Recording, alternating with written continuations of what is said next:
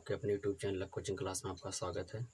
आज फिर कक्षा 10 में हम गणित विषय को लेकर आए हैं, जिसमें अध्याय 3 दो चरों वाले रैखिक समीकरण के अंतर्गत प्रश्नावली 3.1 के बारे में चर्चा किया गया था। आज हम उसके आगे के क्वेश्चन को सॉल्व करेंगे। पिछले वीडियो में क्वेश्चन नंबर 4 तक चर्चा हुआ था, सॉल्व भी किया गया, आप भी लगाएं। आइए देखा जाए क्वेश्चन नंबर 5। क्वेश्चन नंबर 5 कह रहा है, एक आयताकार बाग जिसकी लंबाई चौड़ाई से 4 मीटर अधिक है, लंबाई जो है चौड़ाई से 4 मीटर अधिक है, का अर्ध परिमाप 36 मीटर है, तो बीमाएं ज्ञात कीजिए। ध्यान देंगे। क्वेश्चन नंबर 5, मान लीजिएगा माना आयताकार बाग की लंबाई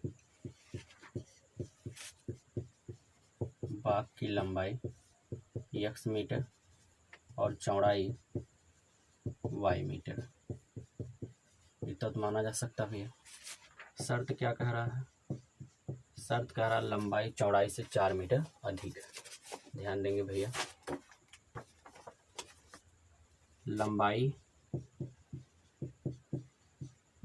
चौड़ाई से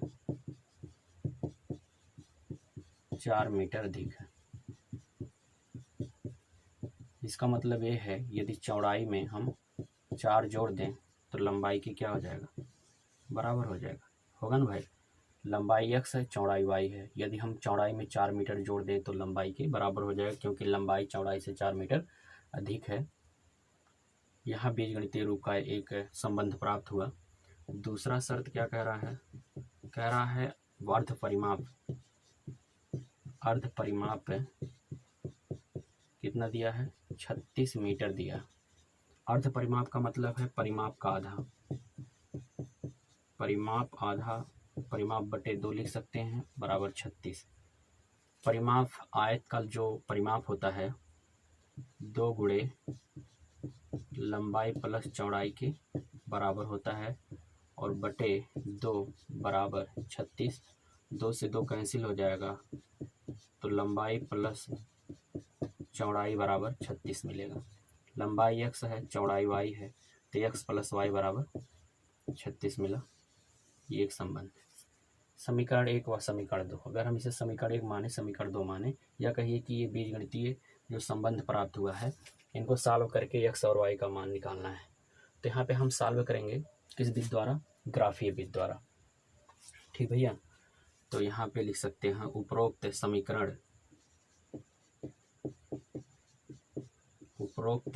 रैखिक समीकरण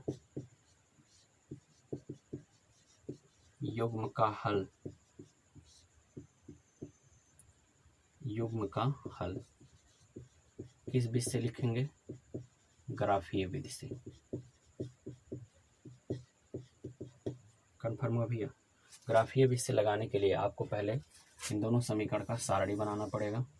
तो पहले का सारणी बनाएंगे, x बराबर y प्लस 4 का सारणी बनाइए भाई। एक में x का मान लिखा जाएगा, फिर y का मान, फिर x का मान, y निर्देशांक लिखा जाएगा। कम से कम 3 हल निकाल लेते हैं इसके।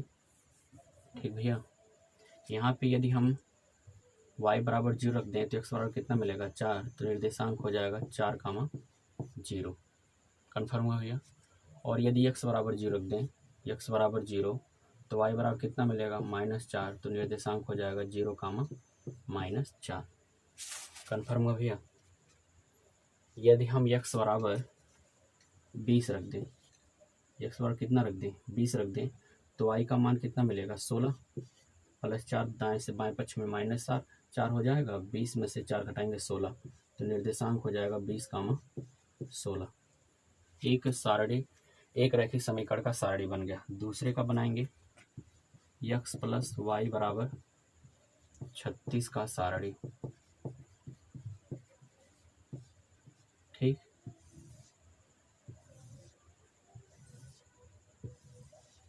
एक में x लिखिए, एक में y और एक में x, y। इसके भी कम से कम 3 हल निकालिएगा। ध्यान देंगे भाई कितना निकाला जाए।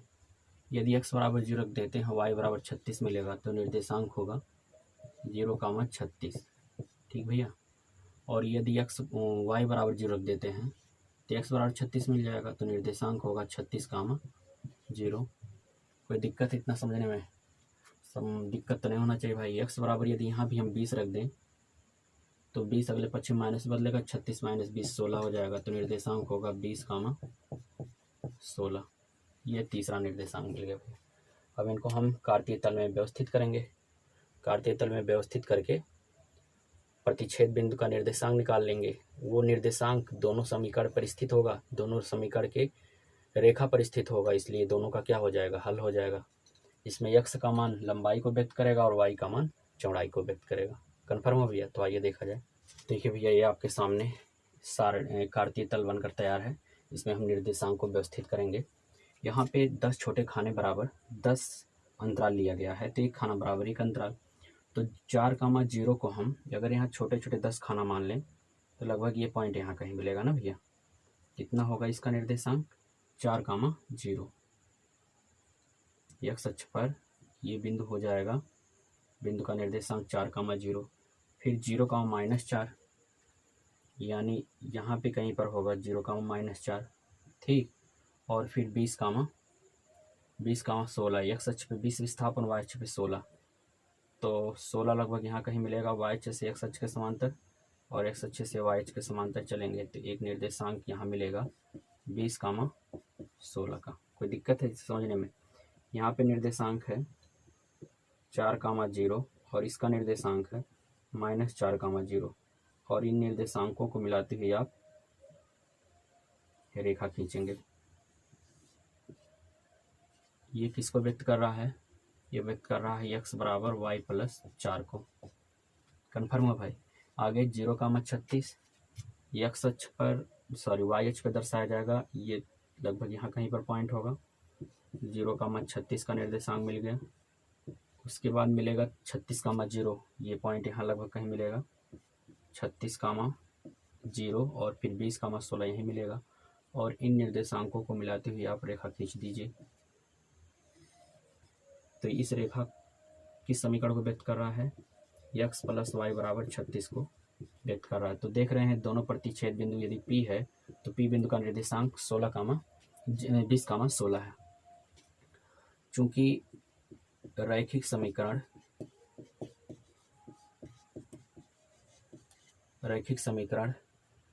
प्रतिच्छेदी रेखा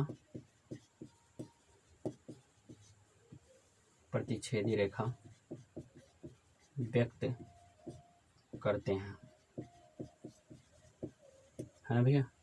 प्रतिच्छेदी रेखा व्यक्त करते हैं, इसलिए लिख सकते हैं इसका हल x बराबर 20 और y बराबर कितना होगा? 16 होगा। अतः लंबाई आयताकार बाग की लंबाई 20 मीटर हो जाएगा, और चौड़ाई कितना होगा? बोलो, 16 मीटर ना। यहाँ लिख देते हैं अतः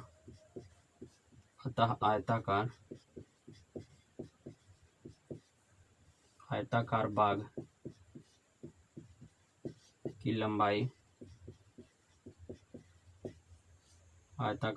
लंबाई 20 मीटर तथा चौड़ाई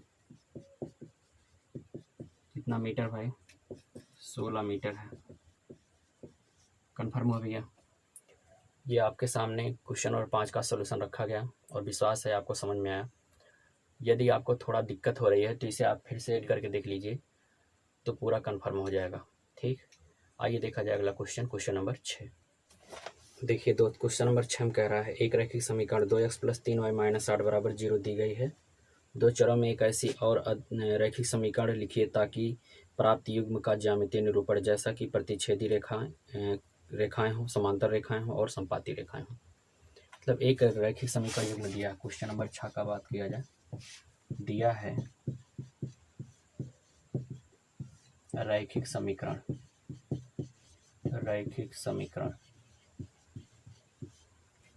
क्या दिया भाई?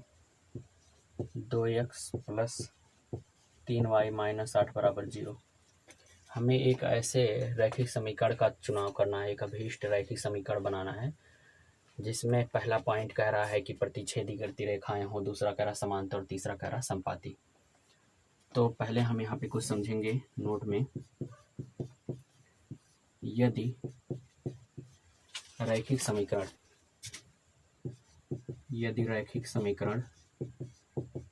युग्म a1x plus b1y plus c1 बराबर 0 और a2x plus b2y plus c2 बराबर 0 हो, तो इस स्थिति में यदि, पहला पॉइंट ध्यान देंगे, यदि a1 बटे a2 not is equal to b1 बटे b2 हो, तो इन दोनों रेखाओं के द्वारा यदि ग्राफीय निरूपण करते हैं, ज्यामितीय निरूपण करते हैं, तो प्रतिच्छेद करती रेखाएं प्राप्त होंगी। तो रैखिक समीकरण युग्म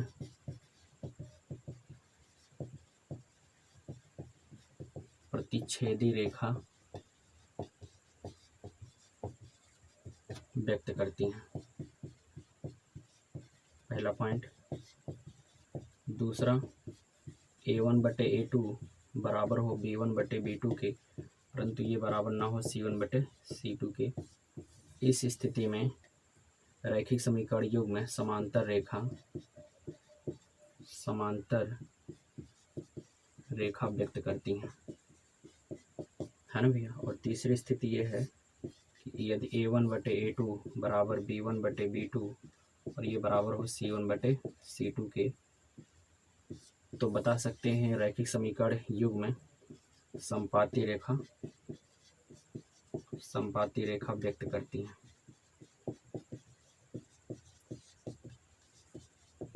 ये तीन स्थिति आपको मालूम है। इन्हीं तीन शर्तों के द्वारा हम अभीष्ट रैखिक समीकरण युग्म बनाएंगे। ध्यान देंगे भैया। यदि यहाँ से तुलना कर लें a1x b1y प्लस c1 बराबर 0 से तुलना, तो यहाँ से a1 बराबर कितना मिल जाएगा 2 और b1 बराबर 3 तथा c1 बराबर -8 मिलेगा। कन्फर्म हुआ भैया। अभीष्ट रैखिक समीकरण में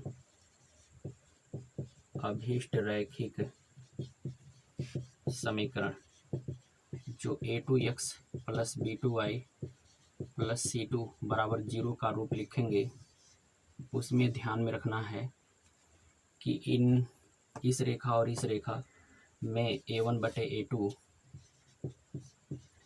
नॉट इज इक्वल टू हो b1 बटे b2 के। दिस इम्प्लाई दैट 2 बटे a2 not is equal to 3 बटे b2 के। यही होना चाहिए भैया।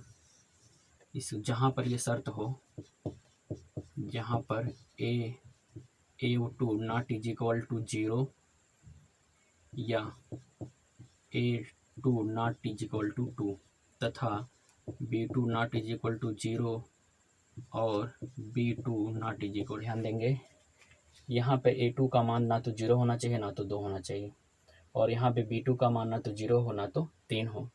कहने मतलब जो अभीष्ट रैखिक समीकरण लिखेंगे उसमें a2 का मान 0 नहीं होना चाहिए और b2 का मान a2 का मान 0 नहीं होना चाहिए, 2 नहीं होना चाहिए, b2 का मान 0 नहीं होना चाहिए, 3 नहीं होना चाहिए, चाहे जो लिख दो भैया। तो जैसे मान लें यहाँ पे 3x प्लस 2y और प्लस 8 बराबर 0। बोलो भाई, इसमें a2 का मान ना तो 0 है ना तो 2 है, इसमें b2 का मान ना तो 0 है ना तो 2 है। एक रैखिक समीकरण बन गया। ये इसका उदाहरण है। समझ में आ गया भैया। तो ये जो है पहला शर्त बताया है कि ये प्रतिच्छेद करती रेखाएं प्राप्त हो, पहली स्थिति आई। दूसरी स्थिति में हमें क्या देखना है कि समांतर रेखाएं प्राप्त हो। दूसरी शर्त में अभीष्ट रैखिक समीकरण a2x plus b2y plus c2 बराबर 0 के रूप का होना चाहिए समीकरण। बस इसमें ये देखना है शर्त क्या कहता है समांतर की स्थिति में a1 बटे a2 बराबर b1 बटे b2 बराबर ना हो c1 बटे c2 के। दिस इम्प्लाई दैट 2 बटे a2 बराबर 3 बटे b2 और बराबर ना हो -8 बटे c2। यही है भैया। इसमें का मतलब ये है कि A2 का मान 0 ना हो, 2 हो सकता है, 4 हो सकता है, मतलब इसका 2 गुना, 2 का 2 गुना कर दीजिए, 3 का 2 गुना कर दीजिए, है ना भैया। ये तो दोनों बराबर रखिए, लेकिन यहाँ पे जो C2 का मान रखेंगे 0 ना रखिएगा और ना तो -8 रखिएगा और ना तो दोगुना या तिगुना रखिएगा, कुछ भी मतलब 2 गुना या 3 गुना या 4 गुना रख, जितना गुना A2 निकालेंगे A1 का या जितना गुना B2 निकालेंगे B1 का, उतना गुना आपको C2 नहीं करना है ना भैया। जहाँ आपको बताना है जहाँ C2 का मान 0 ना हो और C2 का मान -8 के बराबर ना हो, ठीक भैया, नहीं तो बराबर नहीं होगा, तीनों बराबर हो जाएंगे। तो अभीष्ट रैखिक समीकरण क्या लिख सकते हो भैया, इसका 2 गुना कर दो, जैसे 2 था तो यहाँ 4 लिख दो, 4x प्लस 3 का 2 गुना कर दो 6y, और यहाँ पे C2 का स्थान पे -8 का 2 गुना ना करिएगा, कहा ना भाई, ना तो -8 होना चाहिए, ना तो 2 गुना, ना तो 3 गुना। यहाँ पर A2 A1 का 2 गुना हो सकता है, B2 B1 का 2 गुना कर दीजिए, 3 गुना कर दीजिए, मतलब अगर A2 3 गुना करेंगे तो B2 भी 3 गुना करना है, लेकिन C2 3 गुना नहीं करना है। अगर A2 2 गुना करेंगे, B2 2 गुना करेंगे तो C2 को 2 गुना नहीं करना है। इसमें आप कोई भी संख्या रख दीजिए, -8 के अलावा, -16 के अलावा, -8 -16 -24, मतलब -8 का अपवर्त ना रखिएगा। जैसे यहाँ पे 2 का अपवर्त लिख दिए 4, 3 का अपवर्त 6 लिख दिए, ऐसे -8 का अपवर्त नहीं लिखना है, कोई भी अन्य संख्या लिखना है। तो हमने लिख दिया कितना, +5। तो ये रैखिक समीकरण युग्म बन गया। अगर इन दोनों उपरोक्त रैखिक समीकरण जो दिया है और जो आप लिखे, इनके द्वारा अगर हम ज्यामितीय निरूपण करेंगे तो समांतर रेखाएं व्यक्त हों। तो आइए देखा जाए इसका तीसरा पार्ट। तीसरे पार्ट में कह रहा है कि संपाती रेखाएं हों। तो अभीष्ट रैखिक समीकरण, भैया यहाँ पे तीनों बराबर होने चाहिए। मतलब ये है A1 का, यदि यहाँ पे यदि मान ले A2x plus B2y plus C2 बराबर 0 है, तो इसमें ये आपको दिखाना है कि यदि A2 A1 का अपवर्त लिखेंगे, B2 B1 का अपवर्त लिखेंगे, तो C2 को भी C1 का अपवर्त लिखना है ना भैया, तभी तो ये शर्त होगा। इसमें शर्त क्या होगा कि A1 बटे A2 बराबर हो B1 बटे B2 के और बराबर हो C1 बटे C2 के। तो इस स्थिति में आप उदाहरण दे सकते हैं, अतः रैखिक समीकरण क्या देख सकते हो, जैसे इसका अपवर्त लिखिए 4x, इसका अपवर्त लिख दीजिए B2 के स्थान पे 6y, और इसका अपवर्त लिख दे -8 का 2 गुना कर देंगे -16 बराबर 0, या इसी को 4x plus 6y plus minus मिल के माइनस होगा बराबर -16 बराबर 0। तो ये रैखिक समीकरण बन गया। इसके और इसके द्वारा यदि हम ज्यामितीय निरूपण करेंगे तो संपाती रेखा व्यक्त करेगा, क्योंकि A1 बटे A2 बराबर होगा B1 बटे B2 के बराबर होगा C1 बटे C2 के। इस तरह से क्वेश्चन नंबर 6 का हम आपको सोल्यूशन बता दिए। भैया ये एग्जाम में नहीं आएगा, बस आपके मस्तिष्क की जांच कर रहा है कि आप क्या ऐसा समीकरण बना सकते हैं जिसके द्वारा दी गई शर्तों का पालन हो। ठीक भैया, तो आइए देखा जाए इस प्रश्नावली का लास्ट क्वेश्चन, क्वेश्चन नंबर 7। तो भाई क्वेश्चन नंबर 7 का रहा समीकरण x माइनस वाई प्लस 1 बराबर 0 और 3x प्लस 2y माइनस 12 बराबर 0 का ग्राफ खींचिए। रैखिक समीकरण युग में दिया भैया, इसका ग्राफ खींचना है। और फिर आगे कह रहा है x अक्ष और इन रेखाओं से बने त्रिभुजों के शीर्षों के निर्देशांक ज्ञात कीजिए और त्रिभुजाकार पटल के को छायांकित भी करना है। जो रैखिक समीकरण दिया है उसका ग्राफ खींचना है और 2 रेखाएं मिलेंगी, उन 2 रेखाओं और x अक्ष के बीच का जो भाग है, जो त्रिभुजाकार भाग मिलेगा, उसको छायांकित करना है और त्रिभुज के निर्देशांकों को निकालना है। तो ध्यान देंगे भाई, क्वेश्चन नंबर 7 है रैखिक समीकरण युग्म।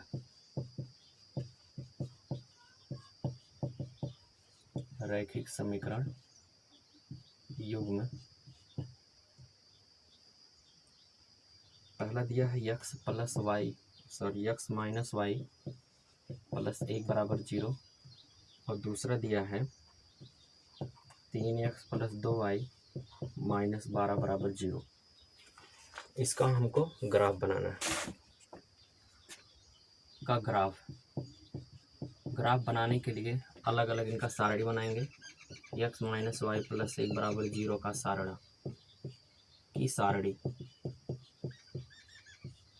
सारणी बनाएंगे आप। x y और x कामा वाई होगा। कम से कम 3 निर्देशांक निकाल लीजिएगा भैया। जैसे अगर यहाँ x बराबर 0 रखेंगे तो y का मान +1 आएगा, क्योंकि माइनस वाई प्लस 1 बराबर 0, +1 दाएं पक्ष -1, माइनस माइनस कैंसिल, y बराबर 1, तो निर्देशांक हो जाएगा 0,1। फिर एक बार y बराबर 0 रख दीजिए, तो y बराबर 0 रखेंगे तो x प्लस 1 बराबर 0, +1 दाएं पक्ष -1 बदलेगा, तो निर्देशांक मिलेगा -1,0।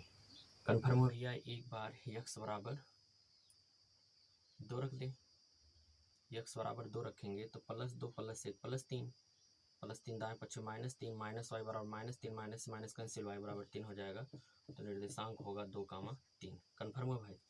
अब अगले रैखिक समीकरण का सारणी बनाएंगे। 3x + 2y - 12 बराबर 0 की सारणी।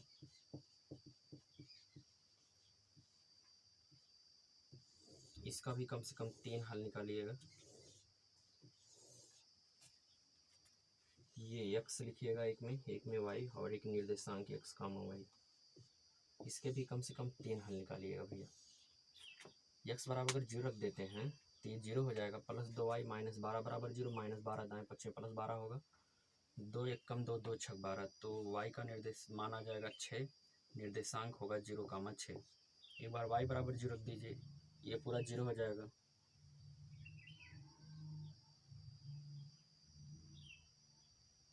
+3x - 12 बराबर 0, -12 दाएं पक्ष +12 में बदलेगा, 3 1 कम 3 4 12, तो x का मान आ जाएगा 4, निर्देशांक होगा 4,0।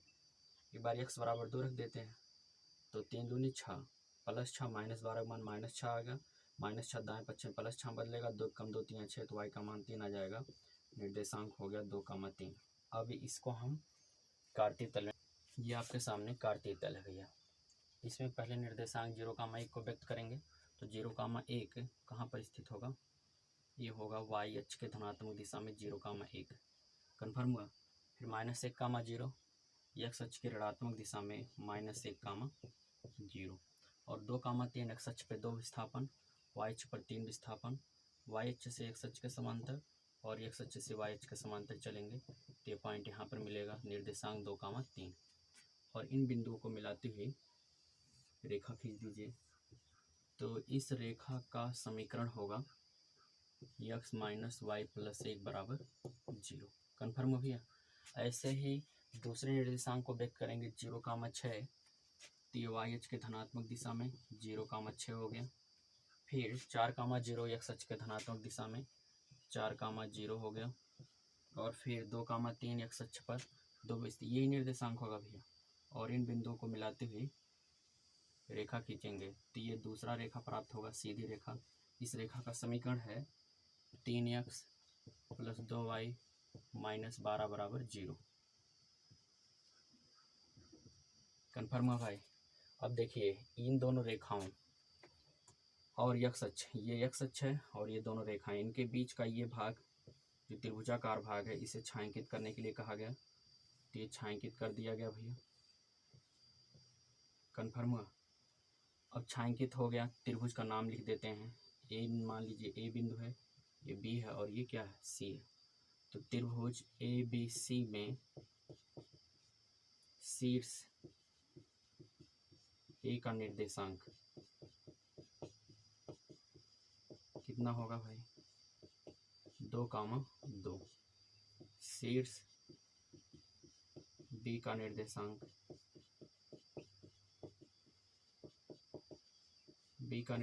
बी कितना है, 4,0। इस तरह से शीर्ष सी का निर्देशांक, सी यहाँ पे है, इसका निर्देशांक -1,0। तो दिए गए क्वेश्चन का सलूशन आपके सामने है। विश्वास है कि भाई आपको पूरा समझ में आ गया है। इसमें क्या करना था, 2 रैखिक समीकरण दिए गए थे, इसका ग्राफ खींचना था। ग्राफ में दोनों रेखाओं और x अक्ष के बीच का जो त्रिभुजाकार भाग है उसे छायांकित करना था, और त्रिभुज के निर्देशांक को लिखना था। तो ये त्रिभुज दोनों रेखाएं ये हो गए, यक्ष अक्ष है, इसके बीच का ये त्रिभुजाकार भाग छायांकित जो किया गया है। इसका निर्देशांक ए बी सी 3 निर्देशांक लिए गए थे। ए बिंदु का निर्देशांक 2,2, बी का है 4,0 और सी का है -1,0। ये भैया प्रश्नावली 3.1 जो न्यू NCERT के अंतर्गत है। ये पूरा सॉल्व हो गया भाई। आगे हम पढ़ेंगे प्रतिस्थापन विधि से रैखिक समीकरण का हल, यानी बीजगणितीय विधि में हम प्रतिस्थापन विधि से ज्ञात करेंगे किसी भी रैखिक समीकरण युग्म का हल। उसके बाद विलोपन विधि से, और इस तरह से न्यू NCERT के अंतर्गत विलोपन विधि के बाद यह समाप्त हो जाएगा। आज के लिए बस इतना ही, फिर मिलेंगे, तब तक के लिए।